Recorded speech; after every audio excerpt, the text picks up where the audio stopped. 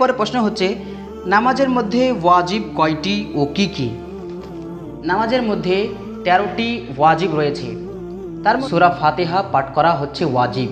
কেউ যদি সূরা ফাতিহা না পড়ে তাহলে তার নামাজ হবে না, তাকে শুরু থেকে আবার নামাজ পড়তে হবে। এরপরে সূরা ফাতিহার পরে অন্য কোনো একটি সূরা মেলানো, সেটা কমপক্ষে 3 আয়াত হতে হবে, অথবা 3 আয়াতের সমকক্ষ 1 আয়াত পরিমাণ তেলাওয়াত করতে হবে।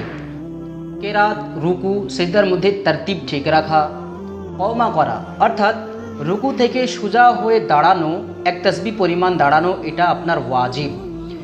এরপরে জালসা করা ওয়াজিব, অর্থাৎ 2 সিজদার মাঝখানে সোজা হয়ে বসা।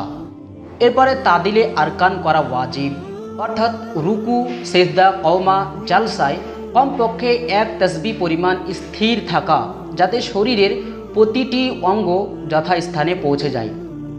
এরপরে জাহেরি নামাজের প্রথম 2 রাকাতে ইমামের জন্য উচ্চ স্বরে কেরাত পড়া হচ্ছে ওয়াজিব, এবং সিররি নামাজের মধ্যে ইমাম ও একাকী নামাজির জন্য আস্তে কেরাত করা হচ্ছে ওয়াজিব।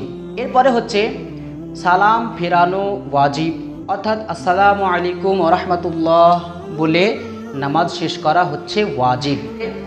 বেতেরের নামাজে দোয়ায়ে কুনুত পড়া হচ্ছে ওয়াজিব। বেতেরের নামাজে দোয়া কুনুত পড়তে হবে। 2 ঈদের নামাজে 6 তাকবীর বলা ওয়াজিব।